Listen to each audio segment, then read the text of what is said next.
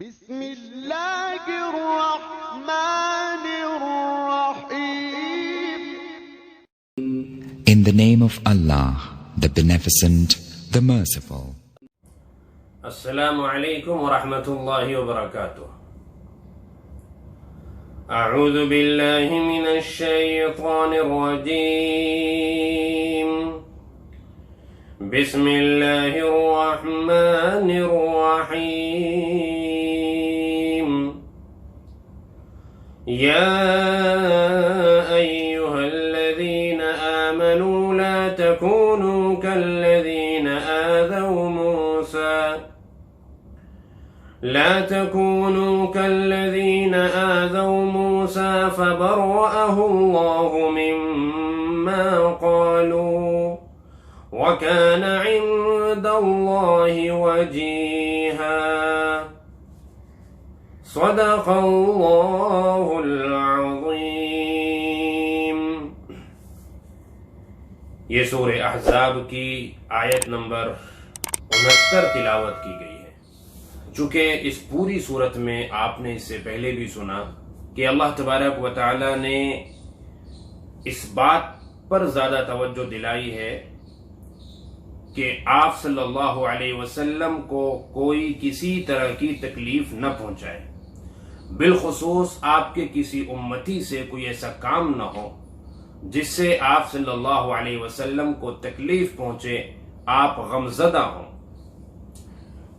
منافقین چونکہ وہ سرگرم تھے اس کام میں اور آئے دن کوئی نہ کوئی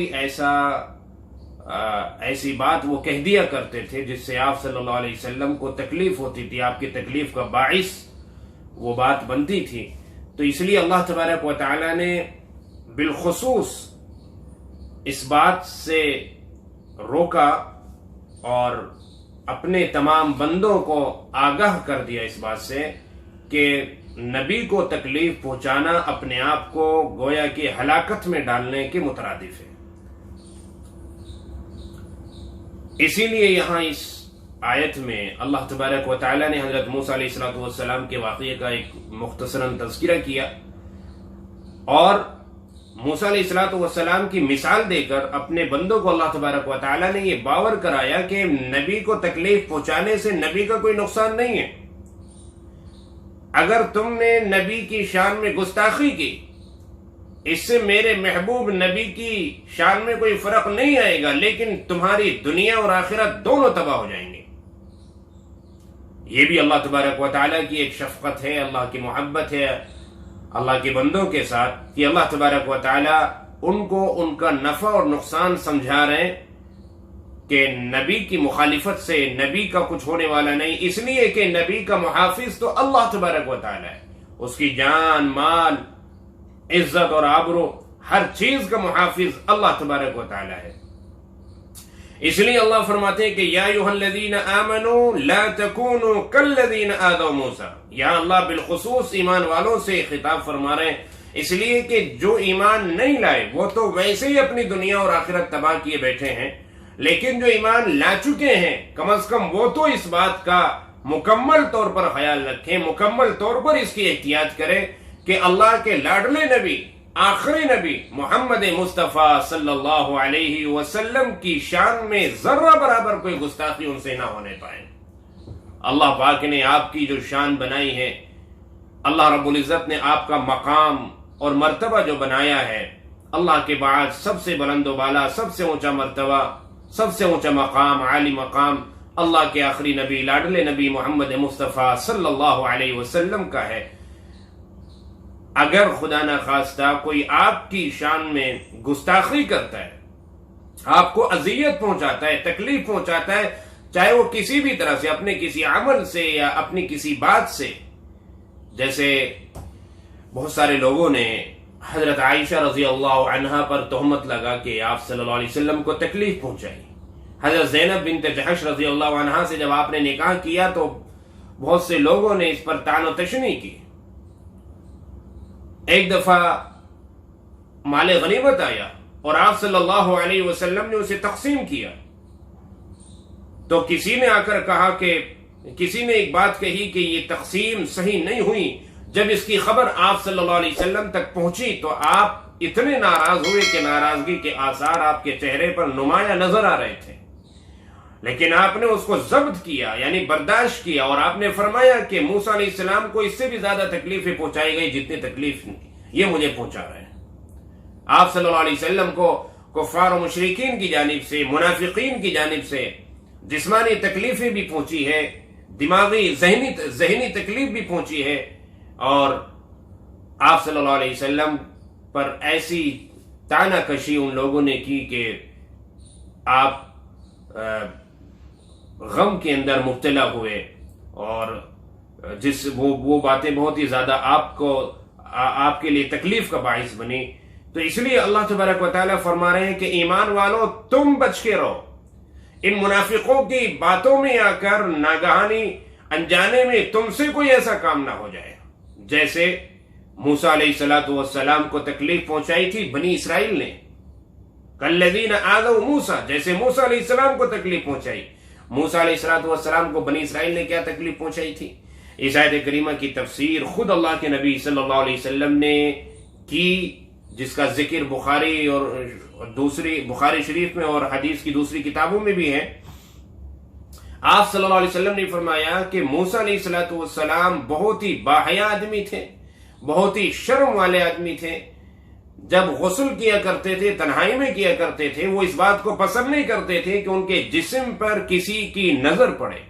حالانکہ اس وقت بنی اسرائیل میں یہ رواج تھا کہ مرد یوں دریا میں جا کے اور ننگے غسل کر لیا کرتے تھے، ایک دوسرے کا سطر اور ایک دوسرے کا جسم اوپن ہو جایا کرتا تھا دوسروں کے سامنے۔ لیکن موسیٰ علیہ السلام کو بڑی غیرت آتی تھی، موسیٰ علیہ السلام کسی کے سامنے غسل نہیں کرتے تھے اور اپنے جسم پر کسی کی نظر پڑے اس کو پسند نہیں فرماتے تھے۔ تو بنی اسرائیل نے باتیں بنانی شروع کر دی، لوگوں نے یہ کہنا شروع کر دیا کہ غالباً شاید موسیٰ علیہ السلام کو کوئی تکلیف، کوئی بیماری یا کوئی عیب ہے ان کے اندر، یا تو یہ برس کی بیماری کے شکار ہے، یعنی کہ سفید داغ کی بیماری ہے، یا ان کے خصیوں میں، ان کے فوتوں میں پانی اتر گیا اور جس کی وجہ سے وہ کافی بڑے ہو گئے، اور اسی وجہ سے وہ چھپ کر غسل کرتے ہیں، وہ ہمارے سامنے اوپنلی غسل نہیں کرتے۔ تو اس طرح کی باتیں موسیٰ علیہ السلام کے بارے میں ان لوگوں نے بنانی شروع کی۔ تو اللہ تبارک و تعالی نے اس بات کو ضروری سمجھا کہ میرے نبی پر اگر کوئی عیب تراشی کر رہا ہے، عیب لگا رہا ہے، تو میں اپنے نبی کو اس عیب سے بری کروں۔ یہ اللہ تبارک و تعالی نے اس چیز کا اہتمام کیا۔ اور اس واقعے سے ہمیں یہ پتہ چلتا ہے کہ جسمانی عیب جو قابل نفرت ہیں، اللہ نے ہر نبی کو ان سے محفوظ رکھا۔ کسی نبی کے اندر اللہ پاک نے کوئی ایسا نقص ان کے جسم کے اندر اللہ پاک نے کبھی نہیں رکھا کہ جس سے کہ لوگ نفرت کریں، گھن کریں۔ اس لیے کہ اگر نبی کے اندر ایسا کوئی نقص ہوگا، ایسا کوئی عیب ہوگا، تو پھر امت نبی کی بات سنے گی کیسے؟ آپ نے کبھی نہیں سنا ہوگا کہ کوئی نبی کانا تھا یا اندھا تھا یا بہرا تھا یا ہاتھ پیر سے معذور تھا، کبھی آپ نے نہیں سنا ہوگا۔ الحمدللہ جتنے بھی انبیاء کرام علیہ السلام گزرے ہیں وہ جسمانی اعتبار سے بھی مکمل صحیح سالم گزرے ہیں، جن میں کوئی نقص، کوئی عیب نہیں۔ تو موسیٰ علیہ السلام کے اندر یہ عیب لوگوں نے لگایا، تو اللہ تبارک و تعالیٰ نے اس کی بھی ایک تدبیر اور اس کا موسیٰ علیہ السلام کو اس عیب سے بری کرنے کا اللہ نے ایک طریقہ اختیار کیا، اور وہ یہ تھا کہ ایک دفعہ موسیٰ علیہ السلام جب نہانے کے لیے اترے دریا میں، تنہائی میں تھے، کوئی تھا نہیں وہاں، تو اپنے کپڑے ایک پتھر پر رکھے۔ جب موسیٰ علیہ السلام نہا کر فارغ ہوئے اور اپنے کپڑے لینے چاہے تو پتھر حرکت میں آ گیا، اور وہ پتھر موسیٰ علیہ السلام کے کپڑے لے کر بھاگنے لگا۔ حضرت موسیٰ علیہ السلام پتھر کے پیچھے بھاگے، اس خیال سے کہ اگر میرے کپڑے مجھے نہیں ملے تو میں کیا پہن کے باہر نکلوں گا اور کیا پہن کر میں گھر پہ جاؤں گا، جو کہ بہت ہی باحیا تھے، بہت ہی شرم والے آدمی تھے۔ تو اب اس ٹینشن میں کہ میرے کپڑے لے کر پتھر بھاگ رہا ہے، یہ بھی ان کو نہ یاد رہا، یہ بھی خیال نہ رہا کہ میں اس پتھر کے پیچھے ننگا بھاگ رہا ہوں۔ لاٹھی لی اپنی اور پتھر کے پیچھے بھاگ رہے، اور پتھر سے کہہ رہے بھائی میرے کپڑے دے، میرے کپڑے دے، لیکن پتھر رکنے کا نام نہیں لے رہے۔ پتھر رکا تو ایسی جگہ پہ جا کر رکا جہاں بنی اسرائیل کا ایک بڑا مجمع موجود تھا. جب وہاں وہ پتھر رکا اور موسیٰ علیہ السلام اسی حالت میں ننگے وہاں پہنچے اور ان لوگوں نے حضرت موسیٰ علیہ السلام کے جسم کو دیکھا تو اس وقت سب کی غلط فہمی دور ہو گئی کہ موسیٰ علیہ السلام تو بالکل بھلے چنگے آدمی ہیں، صحیح سالم اور تندرست ہیں، ان کو تو کوئی تکلیف نہیں، کوئی بیماری نہیں ہے. یہ کلیئر ہونے سے ایک میسج ان کے اندر گیا کہ یہ نبی اور پیغمبر ہیں اور یہ باحیا اور شرم والے ہیں اور یہی اللہ کو پسند ہے، اور ہمیں بھی اس طرح سے نہانا چاہیے، ہمیں بھی اپنے جسم کو اس طرح چھپانا چاہیے کیونکہ جسم کا اندرونی حصہ دوسروں پہ ظاہر ہونا صحیح نہیں ہے. تو حضرت موسیٰ علیہ السلام کے اوپر جو یہ عیب، یہ جو لوگوں نے ایک عیب ان کے اوپر لگایا تھا، تو اللہ پاک نے اس سے موسیٰ علیہ السلام کو بری کر دیا. بعض لوگوں نے ایک دوسرے واقعے کو بھی ذکر کیا ہے. دوسرا واقعہ یہ کہ حضرت موسیٰ علیہ السلام کے اوپر لوگوں نے یہ الزام لگایا کہ انہوں نے اپنے بھائی کو کہیں جنگل میں قتل کر دیا، ہارون کو، جبکہ ان کی اپنی طبیعی موت ہوئی تھی، لیکن ان کا جنازہ لوگوں کے سامنے نہیں تھا. اللہ تبارک و تعالیٰ نے فرشتوں کو حکم دیا اور فرشتے ہارون علیہ السلام کا جنازہ لے کر لوگوں کے بیچ میں آ گئے، یعنی جنازہ وہاں پہنچا دیا گیا. اب جب لوگوں نے اس جنازے کو اپنی آنکھوں سے دیکھ لیا اور دیکھا کہ یہاں قتل کے کوئی نشان نہیں ہے، چونکہ اگر کسی بھی چیز سے قتل کیا جائے گا تو اس کے کچھ نشانات تو جسم کے اوپر ظاہر ہوں گے نا. تو ہارون علیہ السلام کا جسم ظاہر میں بالکل صحیح سلامت ہے، تو لوگوں کو یقین ہو گیا کہ ان کی اپنی طبیعی موت ہوئی ہے، موسیٰ علیہ السلام کا اس کے اندر کوئی رول نہیں ہے. تو اس طرح سے، اور بعض لوگوں نے تیسرے واقعے کی طرف اشارہ کیا کہ قارون نے موسیٰ علیہ السلام پر زنا کرنے کی تہمت لگائی تھی، زنا کا الزام لگایا تھا. تو اللہ رب العزت نے موسیٰ علیہ السلام کو اس تہمت سے بھی بری کیا. جس عورت کو پیسے دے کر، پیسوں کا لالچ دے کر قارون نے تیار کیا تھا زنا کا الزام لگانے کے لیے، مجمع میں اس عورت سے یہ تہمت والے الفاظ نہ نکلے بلکہ جو سچائی تھی وہ زبان سے نکلی، اور پورے مجمع کے سامنے اس عورت نے اس بات کا اقرار کیا ہے کہ موسیٰ علیہ السلام نے ایسا کچھ نہیں کیا، موسیٰ علیہ السلام پاک و صاف ہیں، یہ تو قارون کی حرکت ہے جو موسیٰ علیہ السلام کو تکلیف پہنچانے کی خاطر اور ان کو بے عزت کرنے کے لیے اس نے یہ پلاننگ کی ہے اور مجھے پیسوں کا لالچ دیا ہے. تو کیا نتیجہ نکلا اس کا؟ قارون خود ہلاک ہوا، زمین کے اندر اس کو دھسا دیا گیا، اس کے مال سمیت دھسا دیا گیا. تو جب بھی کبھی کسی نے نبی پر انگلی اٹھائی ہے تو وہ خود ہلاک ہوا ہے، نبی کا اس کے اندر کوئی نقصان نہیں ہوا. اللہ تبارک و تعالیٰ یہ یہاں پر بتانا چاہ رہے ہیں. تو میں نے جو ابھی ایک بات عرض کی تھی کہ اللہ رب العزت نے اس بات کا اہتمام کیا ہے کہ اللہ نے اپنے نبیوں کو، اپنے پیغمبروں کو جسمانی نقص اور جسمانی عیب سے، ایسا عیب جو قابل نفرت ہوتا ہے، اس سے اللہ پاک نے پاک و صاف رکھا ہے. تو کوئی یہ نہ کہے کہ ایوب علیہ السلام بھی تو نبی پیغمبر گزرے ہیں، وہ تو جسمانی اعتبار سے بہت تکلیف میں تھے اور ایسا مرض ان کو لگا ہوا تھا کہ لوگ نفرت کرنے لگے تھے. اور ایوب علیہ السلام آبادی سے باہر تنہا زندگی گزارنے پر مجبور تھے. ان کی بیویاں ان کو چھوڑ کر چلی گئی تھی، صرف ایک ان کی بیوی تھی جو ان کی خدمت میں لگی رہتی تھی، جو حضرت یوسف علیہ السلام کی نسل سے تھی، ان کی غالباً پوتیوں میں سے تھی. تو یہاں ایوب علیہ السلام کو جو اس طرح کی جسمانی تکلیف میں مبتلا کیا گیا، در حقیقت یہ ایک وقتی طور کی آزمائش تھی، چند روز کی آزمائش تھی. جب اس آزمائش کے اندر حضرت ایوب علیہ السلام مکمل کامیاب ہو گئے تو اللہ تبارک و تعالیٰ نے اس تکلیف کو دور کر دیا تھا، اور ایوب علیہ السلام بھی الحمدللہ پہلے کی طرح بلکہ پہلے سے بھی زیادہ تندرست اور صحیح سالم ہو گئے تھے.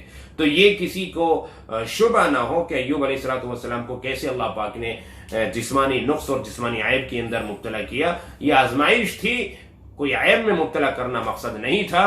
اور پھر بعد میں اللہ پاک نے صحت اور تندرستی سے بھی نوازا. تو خیر، یہ تینوں میں سے کوئی بھی واقعہ ہو یا تینوں واقعے بھی مراد ہو سکتے ہیں. اللہ پاک نے کسی ایک خاص واقعے کا ذکر نہیں کیا، لیکن اللہ کے نبی صلی اللہ علیہ وسلم نے جو تفسیر اس آیت کریمہ کی وہ وہی ہے کہ جو پتھر کپڑے لے کر بھاگا.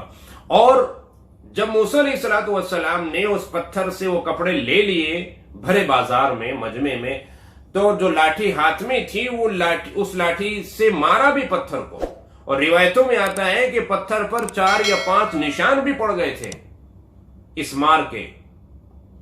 بلکہ بعض روایتوں سے تو یہ پتہ چلتا ہے کہ موسیٰ علیہ الصلوۃ والسلام نے اس کے بعد اس پتھر کو اٹھا کے اپنے پاس رکھ لیا، اس کو لے کر آ گئے.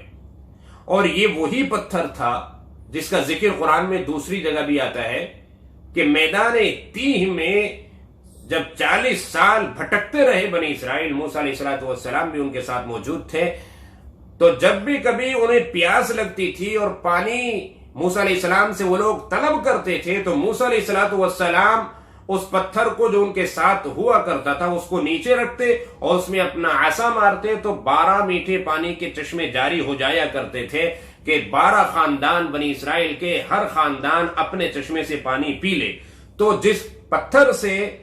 جس پتھر پر عصا مارنے سے 12 پانی کے چشمے، میٹھے پانی کے چشمے جو نکلا کرتے تھے، تو بعض ہمیں روایتوں سے یہ پتہ چلتا ہے کہ یہی وہ پتھر ہے کہ جس کو موسیٰ علیہ الصلوۃ والسلام نے اس واقعے کے بعد اپنے ساتھ رکھا اور ہمیشہ اپنے ساتھ رکھا کرتے تھے، کیونکہ اس پتھر کو معجزاتی طور پر اللہ پاک نے حرکت دی اور یہ موسیٰ علیہ السلام کے کپڑے لے کر بھاگا، اور یہ سبب بنا موسیٰ علیہ الصلوۃ والسلام کی برات کا.